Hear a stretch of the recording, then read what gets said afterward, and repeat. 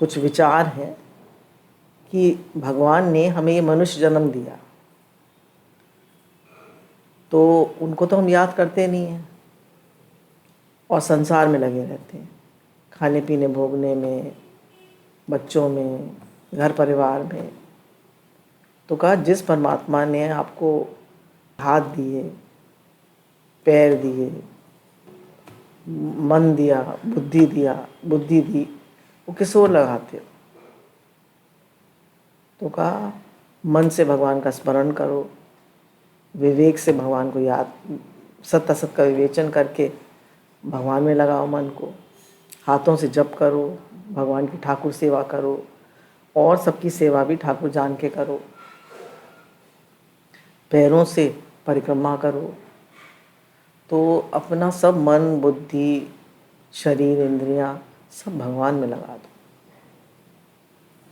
तो अगर भगवान में नहीं लगाएंगे तो ये हमें दुख देंगी और अंत काल में हमें धोखा देंगी। अब ये जो हमारी शरीर है, जो हमारा ये भोगतायन है, शरीर है, ये नदी के कारागार पे बैठा है। कभी भी ये, यहाँ कह लीजिए, मृत्यु के कारागार पे बैठा है। कभी भी अंतिम सांस हो सकती है। मनुष्य सोचता है मैं नहीं मरूंगा। टाइम वेस्ट हम कितना करते रहते हैं। फ़ोन हाथ में आ गया तो बस गए, बात करने लगे। तो कहा कि कभी भी आग लग सकती है ना, कभी भी जीवन में आग लग सकती है, मतलब परिस्थिति आ सकती है। तो हमने परिस्थिति क्या तैयारी करी है, उस परिस्थिति से निपटने की क्या तैयारी करी है। कोई दुख आ सकता है, कोई बीमारी आ सकती है, और जीवन की कुछ कुछ बातें तो होती ही रहती हैं। कभी लाभ है, कभी हानि है, कभी दुख है, कभी सुख है, कभी मान है, कभी अपमान है। तो कोई भी हालत आती है तो हम एकदम विचलित हो जाते हैं। तो गुरु कहते हैं कि जब परिस्थिति आएगी तब तुम कुआं खोदोगे, कैसे खोदोगे? तो पहले से कुआं खोद के रखो, और जब पहले से कुआं खुदा होगा तो आग लगेगी, तो बस पानी होगा, बुझा दो। इसका क्या मतलब हुआ? पहले से अभ्यास करो, पहले से जप करो, पहले से पक्का करो कि संसार में भगवान के अलावा कुछ नहीं है। ये संसार पूरा की पूरा भगवान का है। यहाँ बाल बराबर वस्तु भी हमारी नहीं है ना। पूरा की पूरा संसार भगवान का है और यहाँ बाल बराबर वस्तु भी हमारी नहीं है।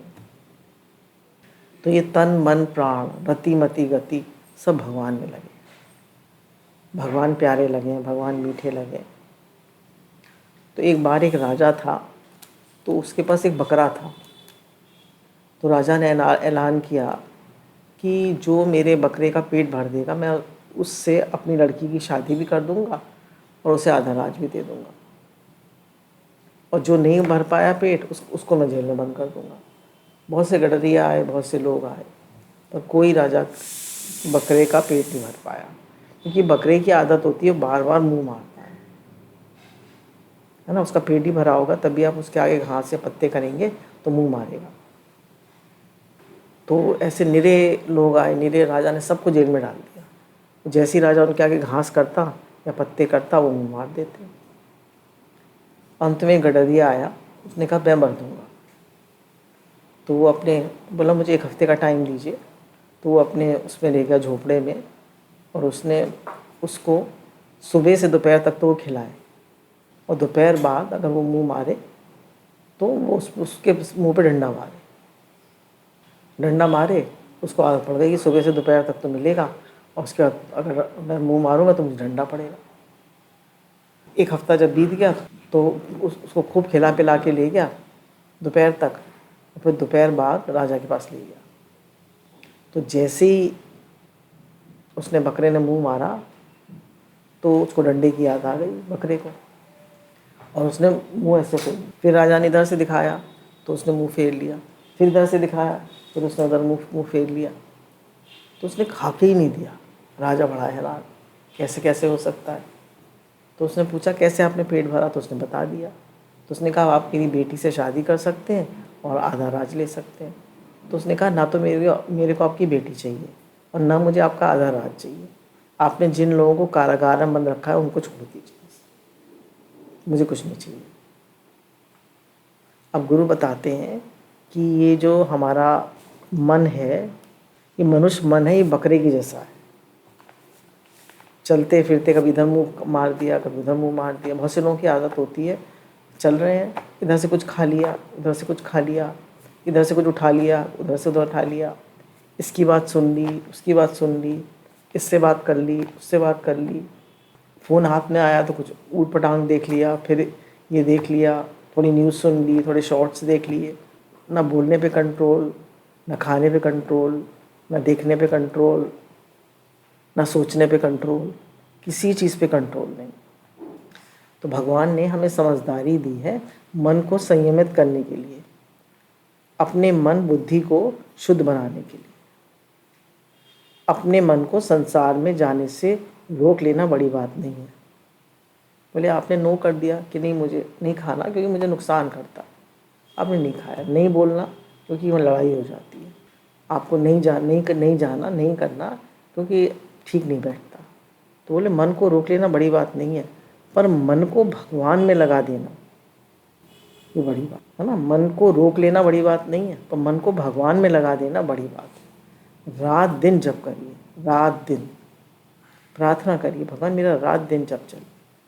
ऐसी आदत पड़ जाए जप करने की कि चलता ही रहे, चलता ही रहे, चलता ही रहे। ये अभ्यास है, प्रेम भी है और अभ्यास भी है। जैसे ना चाहते हुए भी माँ को अपने बच्चे की याद बराबर बनी रहती है, तो ऐसे ही हमें भगवान की याद बनी रहे, बनी रहे। भाव को भाव अनक आलसु, नाम जपत मंगल दस दिशि। भाव से करो को भाव से करो, कैसे भी करो, नाम जप करोगे तो दसों दिशाओं में मंगल ही मंगल। तो भगवान को याद करने का तरीका क्या है? भगवान के नाम का जप करें। हर बात में भगवान की कृपा दिखती है, जीवन भगवान के लिए बन जाता है, तब भक्ति होती है। किसी ने बुरी तरह डांट दिया, किसी ने बुरी तरह कर दिया, कोई दुख तकलीफ़ आ गई, कोई परेशानी आ गई, कोई मन के अनुकूल बात नहीं हुई, हर बात में भगवान की कृपा जब दिखने लगे तो ये भक्ति होती है। हर बात में भगवान की कृपा, कृपा कृपा कृपा, शुक्राने शुक्राने शुक्राने शुक्राने। शुक्राने क्या है? कृपा। तो बोले, गुरु ने कहा कि एक है जो रात दिन तुम्हारी रक्षा के लिए सावधान रहता है, उस ईश्वर को देखो। कह रहे ईश्वर तो एक भी हमारी सांस पर मिस नहीं करता, वो तो रात दिन हमारी रक्षा के लिए सावधान है, उस ईश्वर को देखो। पैसे के स्थान पर ईश्वर को चाहो। कह रहे हैं हाय पैसा, हाय पैसा, हाय पैसा। पैसे के स्थान पर ईश्वर को चाहो। पैसा तो प्रारब्ध से मिलता है। जैसा स्वाद है ना, जैसा स्वाद कामी को कामनी में, माना जो कामी पुरुष है उसको स्त्री में आता है, लोभी को धन में आता है, वैसा जब आपको भगवान में आने लगे, भगवान में प्रेम हो जाए तो उसे भक्ति कहते हैं।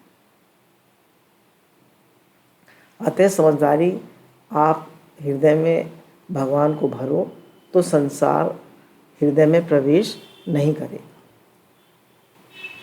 तो कह रहे हैं आप समझदारी से अपने हृदय में भगवान को भरो तो संसार आपके हृदय में नहीं आएगा। जो ही हृदय भगवान से जुड़ा त्यों ही राग द्वेष छूट जाएंगे, है ना। जो ही भगवान से हृदय जुड़ेगा, राग द्वेष छूट जाएंगे, तब क्षण क्षण में, कण कण में भगवान दिखने लगेंगे। तब प्रकृति के गुणों से विघ्न नहीं होता है। गुरु भगवान हमको कहते हैं कि राग और द्वेष ये द्वंद्व मोह है, ये हमें भगवान से मिलने नहीं देते। द्वेष जो है वो द्वि विष है। जिससे हम द्वेष करते हैं उसके हृदय में भी आग है ना, और हमारे हृदय में भी आग लगी है, दोनों को जलाता है। तो गुरु कहते हैं फॉरगिव एंड फॉरगेट, भूल जाओ, माफ़ कर दो, छोड़ो, जाने दो। अगर किसी ने तुम्हें कष्ट दिया, दुख दिया, तुम्हारे को अनुकूल नहीं चलता, तुम्हारे हिसाब से नहीं चलता, तो तुम्हें कष्ट होता है, बातें सब उल्टी पुल्टी होती हैं, कोई बात नहीं, ध्यान हटाओ, भजन करो, सेवा करो, तो आपका मन वहाँ से हट जाएगा। इतना अपने को स्ट्रांग बना लो, कोई भी परिस्थिति आए तो हमारा मन भगवान में ही लगा रहे। हर परिस्थिति में हम भगवान का मंगलमय विधान देख सकें, है ना। जो जिस प्रॉब्लम का हमारे पास एक भी सोल्यूशन नहीं है, भगवान के पास 100 सोल्यूशन है। वो परमात्मा कुछ भी कर सकता है। मेरे प्रभु सर्वसमर्थ हैं, उनका हर विधान मंगलमय है। तो हर बात में हम अपने प्रभु का कृपा का हाथ देखें। ये दूसरा है, मैं हूँ और मेरे भगवान हैं। मैं हूँ और मेरा भगवान। मन में 3 बातें होती हैं, द्वेष, लोभ और मोह। इनको कम नहीं करता, उनका मन दुर्बल एवं चंचल होता है। हमारे मन में 3 बातें होती हैं, द्वेष, लोभ और मोह। जैसे लुइस से भी कहती है ना, resentment, anger, hatred and guilt, they make you weak. Resentment हो गया द्वेष, एंगर हो गया गुस्सा। तो ये सब चीज़ें आपके मन को वीक करती हैं। तो कह रहे हैं जो इनको कम नहीं करता है, द्वेष को, कि किसी ने आपको बहुत बुरा किया, आपने तो किया किया किया किया, उसने बुरा किया किया किया किया, आपने तो भला किया, उसने बुरा किया किया किया किया। तो गुरु कहते हैं कि भाई ये भी सब प्रारब्ध से होता है, आप मत करो। आपको लगता है कि भाई वो नहीं कर रहा, तो आप मत करो। अब क्यों करते हो? आप करते भी हो और फिर बुराई भी करते हो। तो समझदारी इसी में है कि मत करो। तो रिश्तेदारी में हम करते हैं और रिश्तेदार हमें बुरी तरह करते हैं, तो नहीं करना चाहिए। भगवान की इतनी बड़ी सृष्टि है, इतने संत हैं, इतने लोग जो जप कर रहे हैं। अम्मा जी कहते थे, जो नाम जापक है उनके लिए करो, जो सबके हित के लिए जी रहे हैं उनके लिए करो, जो अभावग्रस्त हैं उनके लिए करो। जैसे राधा कुंड है, वृंदावन है। राधा कुंड पे कितनी माइयाँ हैं जो रात दिन भजन करती हैं, उनके लिए करो। बरसाना है, राधा रानी का स्थान है, वहाँ करो। बोले जिनके मन में द्वेष, लोभ और मोह होता है, उनका मन निपुण नहीं होता और उनका मन पक्षपाती और निष्ठुर हो जाता है। ऐसा मन निर्बल होता है, उसमें स्वयं को रोकने की शक्ति नहीं होती। बोले ऐसा मन बड़ा वीक हो जाता है, वो स्वयं को रोक नहीं सकता। मोह की प्रधानता हो तो वर्तमान जीवन में मनुष्य पशु तुल्य होता है। कहने अगर मोह हो किसी के मन में, तो पशु के जैसा हो जाता है। जैसे धृतराष्ट्र, वो जानता था कि, और विदुर बार बार बताता था कि दुर्योधन जो है ये गलत है। उसने बार बार भीम को मारने की कोशिश करी, जहर दे दिया, लाक्षागृह में बंद करा दिया, आग लगवा दी लाक्षागृह में, द्रौपदी चीर हरण किया। तो खैर भगवान ने बार बार रक्षा करी, पर उसने तो कोई कमी नहीं छोड़ी ना। कहा कि सुई की नोक के बराबर भी राज नहीं दूंगा। हर तरह से उसने उनको दुख दिया। तो वो जानता था धृतराष्ट्र, और बार बार विदुर भी समझाता था, पर वो कहता था मेरा मोह इतना ज़्यादा है इसमें, दुर्योधन में, कि मैं जानते हुए भी कुछ नहीं कर पाता। तो मोह जो है वो मनुष्य को अंधा बना देता है। अंधा, धृतराष्ट्र अंधा क्यों दिखाया है? मोह में अंधा था।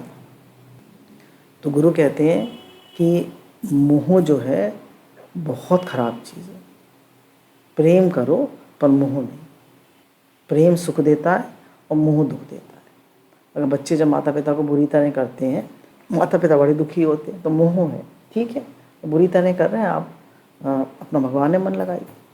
अच्छी बात है, बच्चे बहुत अच्छे हैं, पर जैसे भी चले उनकी लाइफ, हम अपना मन हटाएं, हम अपना भजन करें।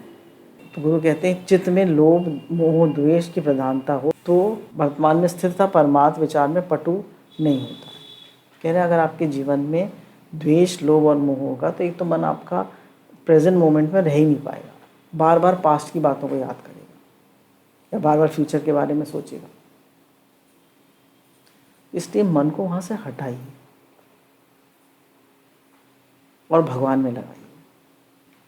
अब देखिए, द्वेष का बहुत अच्छा एग्जाम्पल है सती, अनसुईया और उनका तीनों देवियों का। एक बार क्या हुआ कि नारद जी तो वैसे ही इधर की उधर करते रहते हैं। तो एक बार सती अनसुईया के आश्रम में गए। तो सती अनसुईया के आश्रम में उनको बहुत अच्छा लगा, बहुत शांति लगी, बहुत प्रेम फील हुआ। तो सती अनसुईया ने उनको एक लड्डू खिलाया। तो उन्हें बहुत अच्छा लगा, उनको लगा कि बहुत भक्ति फील हुई। फिर वो लड्डू खा के फिर वो गए ब्रह्माणी के पास। तो उन्होंने भी लड्डू दिया। तो उन्होंने कहा, अरे इसमें वो स्वाद नहीं है जो सती अनसुईया के लड्डू में था। उनमें क्या खास बात है? बोले उनका लड्डू विशेष था। उनमें क्या खास बात है? बोले वो पतिव्रता है, वो किसी से द्वेष नहीं करती। हाँ, उनके पास गए, पार्वती जी के पास। पार्वती जी ने भी उनको मीठा मीठा दिया, लड्डू और मिठाई और काफ़ी सारी खिलाई। बोले वो स्वाद नहीं है आपकी किसी भी चीज़ में जो कि सती अनसुईया के था। बोले सती अनसुईया में क्या खास बात है? बोले पतिव्रता है और उसके पति जो हैं वो बहुत भक्त हैं, वो उनका ध्यान करते हैं और वो सेवा में रहती हैं और वो खुद भी पतिव्रता है। फिर लक्ष्मी जी के पास गए। तो लक्ष्मी जी भी जो थी उन्होंने भी उनको खूब मीठा मीठा खिलाया और खूब मालपुए और लड्डू और मीठा इमरती खिलाई। बोले आपके किसी पकवान में वो स्वाद नहीं है जो कि सती अनसुईया के थे। तो तीनों देवियाँ आपस से मिली और बोले कि ये तो माँ सती अनसुईया की तारीफ़ ही किए जाने, तारीफ़ ही किए जाए। तो बोले जो दूसरे की तारीफ़ ना सुन पाए ये ईर्ष्या है। मानी ससुर ने बहू की तारीफ़ कर दी, अब सास चिढ़ गई। बेटे ने माँ के सामने अपनी बहू के गुण गा दिए तो माँ को बुरा लग गया। या आप दो जने सत्संग करने गए, कहा इसका बहुत अच्छा था, ये तो ऐसी बेकार। घर में ये सब कंपैरिजन और ये सब चीज़ें चलती रहती है ना। तो जब हम किसी की तारीफ़ ना सुन पाए तो ये द्वेष है, ईर्ष्या है। हमारा हार्ट जो है, हमारा माइंड जो है वीक है। गुरु कहते हैं हरिहर तो हारा भला जीतन दे संसार। देखिए हमारे माइंड में बहुत सारी बातें होती हैं कि ऐसे ऐसे होना चाहिए, ये राइट तरीका है। और दूसरे की अपब्रिंगिंग फ़र्क है, उसका सोचने का तरीका, उसका काम करने का तरीका अलग है, तो हमको लगता है कि गलत है। तो गुरु कहते हैं हम 6 देख रहे हैं, वो 9 देख रहा है। तो सबके अपने अपने संस्कार हैं। तुम अपना भजन करो, तुम अपना अपना भगवान में मन लगाओ, तुम छोड़ो। जो भगवान ने अपने मन को स्थिर करता है उसका योगक्षेम, उसके परिवार का भी योगक्षेम भगवान वाहन करते हैं। इसे तुम सब छोड़ो, तुम अपनी उन्नति करो, तुम अपना भजन करो, तुम अपना मन भगवान में लगाओ, तुम अपने को अपग्रेड करो, अपना रोज ऊपर उठते जाओ, आगे बढ़ते जाओ। फिर क्या होता है, तीनों देवियाँ वो मिलती हैं और कहती हैं भाई सती अनसुईया को का जो पतिव्रत धर्म है वो भंग करना चाहिए। तो अपने तीनों पतियों के पास जाती हैं और कहती हैं कि ऐसे ऐसे तुम सती अनसुईया की परीक्षा लो। तो तीनों देव मना करते हैं, बहुत समझाते हैं कि वो बहुत पतिव्रता है और बहुत उसकी ऊंची स्थिति है और हम तो ऐसा नहीं करेंगे, पीछे ही पड़ जाती हैं। अब स्त्री हट, तीनों देव मान जाते हैं। अब ब्रह्मा विष्णु महेश तीनों जो है साधु के वेश में सती अनसुईया के आश्रम में जाते हैं और उनसे कहते हैं भिक्षाम देहि भिक्षाम देहि। सती अनसुईया आती हैं तो वो बाहर ही खड़े रहते हैं और कहते हैं कि आप नग्न होकर भिक्षा दीजिए। तो पहले तो वो देखती हैं कि ये कैसा प्रस्ताव है, ये कौन सी बात हुई। तो फिर वो ध्यान में देखती हैं ये हैं कौन। देखते हैं अरे ये ब्रह्मा विष्णु महेश हैं और इनकी पत्नियों ने भेजा है इनको ऐसे ऐसे। तो वो समझ जाती हैं कि क्या कहानी है। तो कहती हैं अच्छा ठीक है। तो उनको 6-6 महीने का बच्चा बना देती है, उन पर जल छिड़कती हैं, ओम भगवते स्वाहा, ओम नारायणे स्वाहा, ओम विष्णु स्वाहा, ऐसे करके तीनों बजे जल छिड़कती हैं और वो तीनों जो है 6-6 महीने के बच्चे बन जाते हैं। अब उनको गोदी में बैठ के दूध पिला देती हैं, भिक्षा हुए। अब वो तीनों 6-6 महीने के बच्चे उन्हीं के यहाँ पर पलने लगते हैं। अब 6 महीने बीत जाते हैं, हाँ, तीनों के, ब्रह्माणी के और पार्वती जी और लक्ष्मी जी आती ही नहीं है वापस। स्वर्गलोक। तो कहती है नारद जी हमारे पति कहाँ हैं? तो कहते हैं वो तो सती अनुसुईया के आश्रम में 6-6 महीने के बच्चे बने हुए पालने में झूल रहे हैं। बोले अब ये कैसे हो, क्या करें? बोले जाके सती अनुसुईया से माफ़ी मांगो। उन्होंने उनकी बुराई करी ना, उनसे द्वेष किया ना, मैंने उनकी तारीफ की, तुम जल गई, द्वेष किया, अब जाओ। तीनों जाती हैं, सती अनुसुईया से बहुत माफ़ी मांगती हैं और कहती हैं हम कभी किसी की तारीफ से चिढ़ेंगे नहीं, हम कभी किसी से द्वेष नहीं करेंगे। तो सती अनुसुईया तो विशाल हृदय थी, वो तीनों पे जल छिड़क देती हैं और तीनों जो है वो अपने अपने ब्रह्मा विष्णु महेश बन जाते हैं और तीनों जो है अपने पत्नियों के साथ चले जाते हैं। फिर उनके पति भी समझाते हैं कि कभी भी स्त्री हट करके किसी से द्वेष नहीं करना चाहिए, किसी से कंपैरिजन नहीं करना चाहिए, किसी से जलना नहीं चाहिए। बस ये सोचो कि मेरा लक्ष्य, जीवन का लक्ष्य क्या है, मुझे ये मनुष्य शरीर मिला क्यों, what is my goal, what is my aim, मुझे कहाँ बढ़ना है, क्या करना है। तो बार बार हम अपना लक्ष्य भूल जाते हैं, द्वेष करने लगते हैं, बुराई करने लगते हैं, दोष देखने लगते हैं। तो बताया सुख अनुशयी रागा, दुख अनुशयी द्वेषा। जिससे सुख मिलता है उससे राग होता है, जिससे दुख मिलता है उससे द्वेष होता है। तो द्वेष किसी से नहीं करना, मोह किसी से नहीं करना। लोभ का एग्जाम्पल क्या है? हिरण्यकश्यप। सब उसका भजन करते थे, सब, उसे एक प्रहलाद नहीं करता था। फिर भी उसे चिढ़ थी, प्रहलाद क्यों नहीं करता? सारे देवी देवता, यहाँ तक कि नारद जी भी नारायण नारायण की जगह हिरण्यकश्यप बचते थे। वरुण देवता उसका पंखा झलते थे, सारे देवता उसकी सेवा में लगे होते थे, बस एक प्रहलाद उसका भजन नहीं करता। भगवान की लीला थी। तो उसने क्या मांगा कि मैं दिन में मरूं, ना रात में मरूं, ना किसी अस्त्र से मरूं, ना शस्त्र से मरूं, ना जानवर से मरूं, किसी से ना मरूं। कितना लोभ था जीने की, कितना लोभ, जीने का कितना लोभ था। पर आखिर तो ये मनुष्य शरीर तो क्षय होने वाला ही ना। तो उसने कहा ना मनुष्य से मरूं, ना जानवर से मरूं, ना दिन में मरूं, ना रात में मरूं। तो भगवान को नरसिंह का रूप लेकर अपने नाखूनों से उसे चीरना पड़ा। तो भगवान कहते हैं लोभ हम सब के मन में रहता है। हमने खा लिया, पेट भी भर गया, पर बहुत अच्छी लग रही है चीज़, तो एक और खा लेंगे, ये लोभ है। हमारे पास बहुत कपड़े हैं, पर हमारे मैके से या बहू ने पैसे दिए कि ये करवा चौथ की साड़ी के पैसे हैं, आप साड़ी ले लेना, बहुत साड़ियाँ हैं, फिर और ले ली, ये भी लोभ है। तो हम चीज़ें इकट्ठी करते रहते हैं। तो गुरु कहते हैं लोभ है ये लोभ। खाने का लोभ, पहनने का लोभ, फिर कितनी भी तारीफ हो जाए, कितनी भी तारीफ, कितना भी मान सम्मान मिल जाए, जरा अपमान हो जाए, कितने दुखी हो जाते हैं। भाई इतनी तारीफ ने उस अपमान को तुम्हें ख़त्म नहीं करा। तारीफ तो तुम सुन गए, और जरा अपमान हो गया, जरा बुरी तरह बोल दिया तो कितने बिदक गए, कितने विक्षेपित, कितना रिएक्ट कर दिया। तो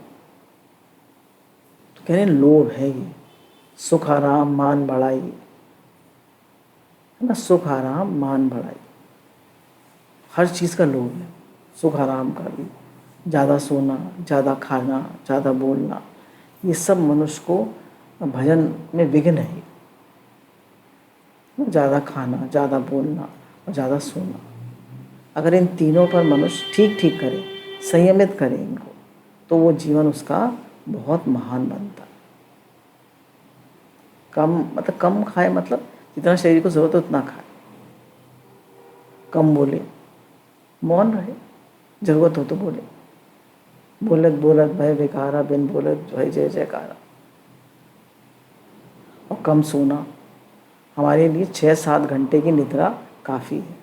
इससे अधिक हम सोते हैं तो हम ये आलस हो जाता है। भजन से भी हमारी निद्रा पूरी होती है। तो गुरु कहते हैं कि ईश्वर के भक्त बनना चाहते हो तो द्वेष, मोह और लोभ को छोड़कर मन को ईश्वर के चिंतन में लगाइए। बोले अगर आप भक्त बनना चाहते हैं तो मोह, द्वेष और लोभ को छोड़कर मन को भगवान के चिंतन में लगाए, सबके हित के लिए जिए, भजन करिए। कई सारी चीज़ें हैं, सुबह उठकर ध्यान करिए, भजन करिए, पढ़िए लिखिए, अध्ययन करिए, सेवा करिए, सेवा, सुमिरन, सत्संग सुनिए, श्रवण बहुत अच्छी चीज़ है, श्रवण करिए। कह रहे ऐसी कोई क्रिया नहीं होती जिसमें भगवान की दया, करुणा, वात्सल्य ना हो।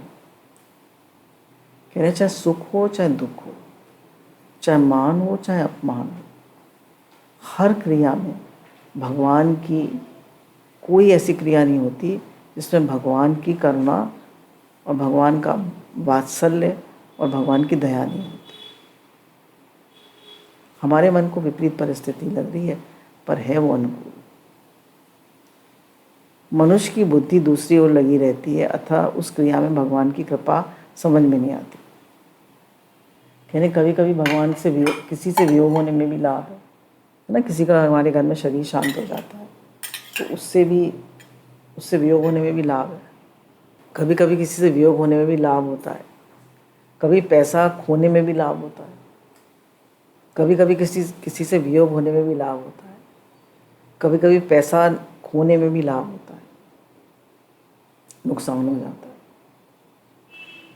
किसी का शरीर शांत हो जाता है, मनुष्य सोचता है तो मेरा सब कुछ नष्ट हो गया।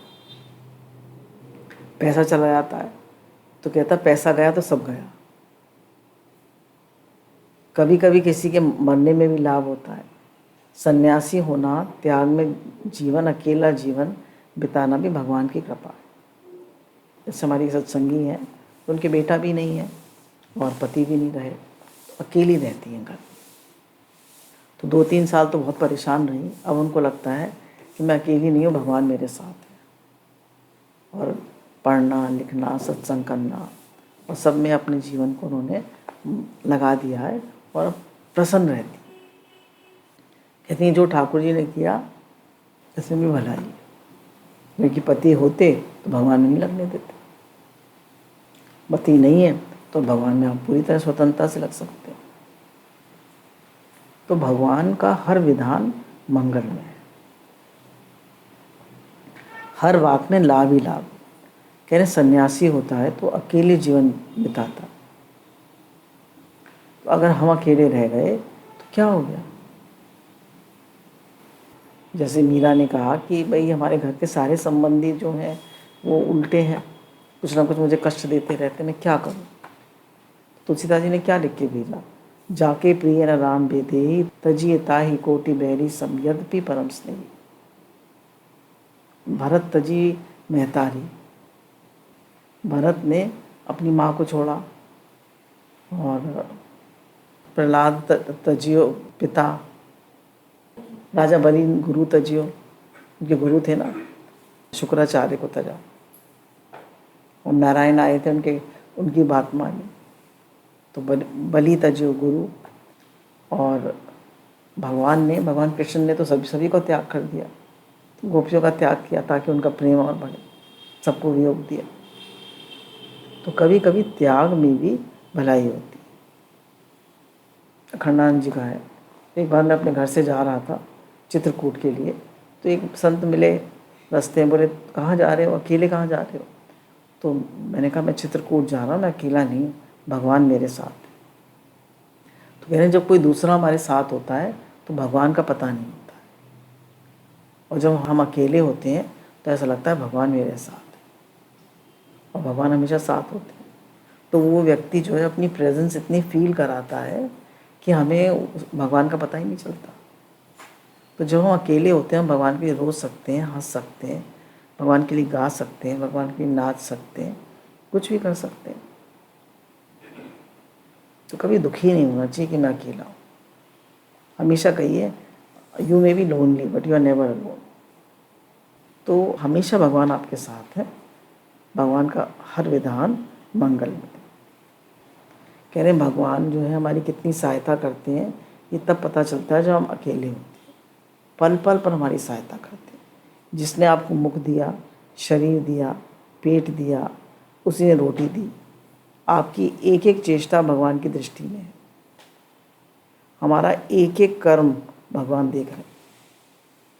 हम क्या सोच रहे हैं, हम क्या बोल रहे हैं, हम कैसे बिहेव कर रहे हैं। तो कह रहे हैं कभी भी किसी के लिए गलत मत सोचो, गलत मत बोलो, अपने व्यवहार को ठीक रखो। कितनी भी उल्टी परिस्थिति है, देखिए परिस्थिति तो निकल जाएगी, पर जो आपने एक बार गलत बोल दिया तो वो उसको अपने मन में बिठा ले। गलत मत बोलो, गलत मत सोचो। एक हमारी सत्संगी है तो बता रही थी हमारे घर में सब उल्टे हैं, सब बेटा बहू पति सब उल्टे हैं।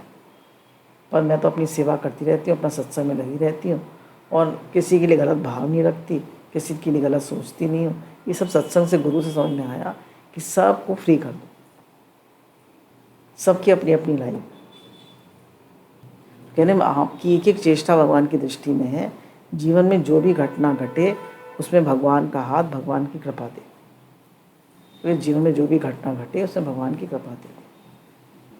ये मत देखो ऐसा क्यों हुआ वैसा क्यों। भगवान की कृपा को भली प्रकार देखते हुए, अपने शुभ अशुभ कर्म फल भोगते हुए, हृदय वाणी और शरीर से जो भगवान के सम्मुख नत रहता है, मुक्ति पथ का, प्रभु प्रेम का वह सच्चा अधिकारी होता है।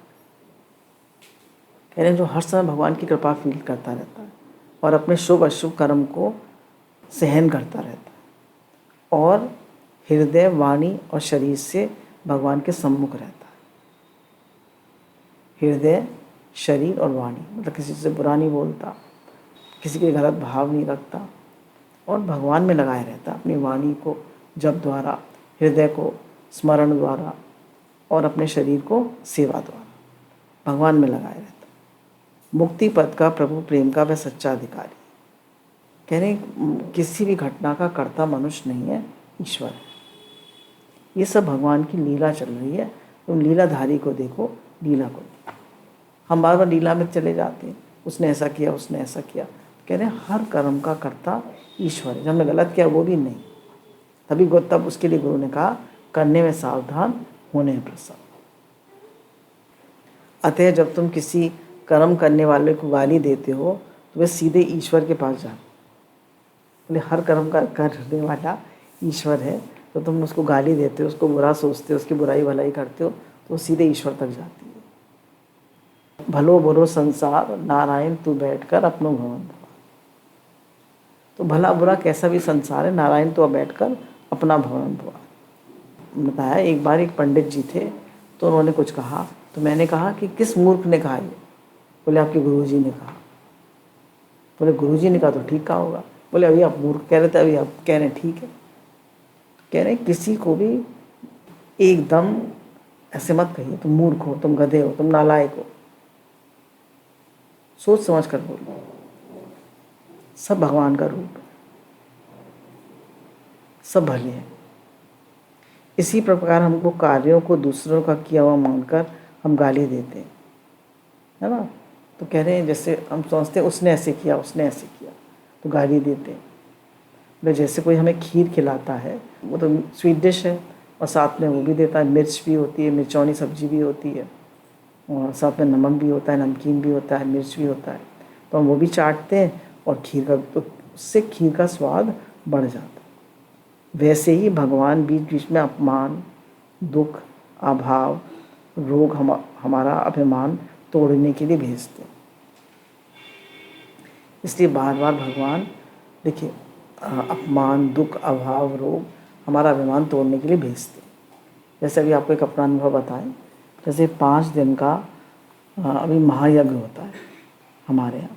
छोटी दिवाली, बड़ी दिवाली, अन्नकूट, धनतेरस और भैया दूज, तो ऐसे करके 5 दिन का ये पूरा त्यौहार होता है। उससे पहले करवा चौथ होती है, सब लोगों का आना। फिर यहाँ पे दिवाली का भी सत्संग होता है। उससे पहले हमारा वेडनेसडे था, उसका भी सत्संग था। तो ये देखा अपने मन को कि एक तरफ तो बहुत अच्छा कार्य हो रहा था, सेवा हो रही थी, सेवा सुमिरन सत्संग हो रहा था, और एक तरफ व्यवहार में थोड़ा थोड़ा विक्षेप भी हो रहा था। क्योंकि एक तो मैनेजमेंट बहुत था और रजोगुण भी हो गया और चीज़ें जो है वो ठीक अनुकूल नहीं हो रही थी। तो इसलिए थोड़ा थोड़ा विक्षेप भी हुआ, और एक तरफ बहुत भगवान का जो कार्य था वो बहुत बढ़िया हुआ।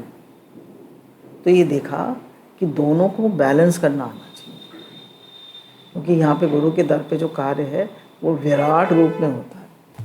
तो एक आप अपने घर में त्यौहार पे थक जाते हैं तो कर्ता भाव नहीं होना चाहिए, मान सम्मान की इच्छा नहीं होनी चाहिए, और ज़्यादा ध्यान नहीं देना चाहिए। अपनी सेवा करी और राधे राधे कर दी, ज़्यादा किसी की तरफ देखना नहीं चाहिए। तो गुरु कहते हैं कि समता ही योग है, हर समय समता बना के रखो। गुरु भगवान के शुक्राने हैं, गुरु भगवान को नमन है।